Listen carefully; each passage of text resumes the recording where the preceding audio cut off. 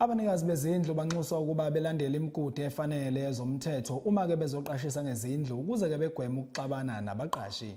Lokho kuza ngemuva kokwenyuka kokungqubuzana kwembono phakathi kwemithetho yezindlu, imigomo yokukhokhwa kwemali kanye ke nokuxoshwa kwabantu. Iziphathimandla zithi ke ivumelwano zokuqashisa okusemthethweni nokulandelwa komthetho wezindlu kuvikela ke inhlangothi zombili okungumnikazi wendawo kanye ke nomqashi, kugwemeke futhi nokubhebhetheka kwezingxabano. Kanti-ke nabaqashi bayakhuthazwa ukuthi bekwazi noma ngathi bewazi amalungelo abo kanye ke nemithetho ababekelwe yona. Sekushayela abaqashisa ngezindlu ikhwela lokuba benze konke ngokomthetho ukugwema izingxabano phakathi kwabaqashi nabaqashisayo.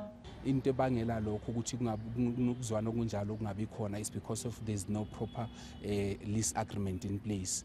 Bafika abantu bezoqasha ezindlini ngokomlomo, isivumelwano siphelele lapho. Kodwa mangabe sekuhamba isikhathi bengasazwani, ibuya ifike kithina abantu bomthetho ukuthi sizame ukungenelela ukusiza inkinga zabo. In this fashion, omunye umuntu uxosha umuntu ejardini ngenxa ye dispute abanayo, amenzele i-eviction ya instantly, of which umthetho awukuvumi lokho. You must give umuntu enough isikhathi sokuthi athole indawo. Omunye uthola ukuthi ugcina akasarenti irent as per i-agreement because i-verbal esigcina ebulisha uma-stand. Umbatha uthi nokuqashisa abantu abangenawo amaphepha kwandisa amathuba obugebengu endaweni. Nabantu abaningi ehlala namajardini uthi abanye abantu bokufika asibazi ukuthi laba babuya khona babuya ama ex-military members, abanye bagcina besibulalela abantwana bethu okanye bagcina berobha nomphakathi ngenxa ukuthi isimo abahlala kuso asisazi bahlala esimene esinjani. So mangabe umazi lo muntu osuke eqashe ejardini lakho une documentation yakhe yonke iphelele, kuyasiza lokho ukuthi sikwazi nathi ukukhombata i-crime.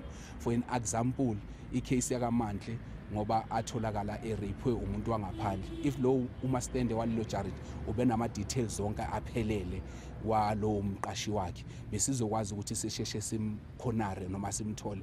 Umthetho waseNingizimu Afrika uthi oqashisayo kumele angene kwizivumelwano ezishicilelwe nozoqasha ukuze umthetho uzokwazi ukudlala indima yawo uma ke kukhona izinkinga. Ezindabeni zeSoweto TV, nginokulunga Mthembu ngise Orlando.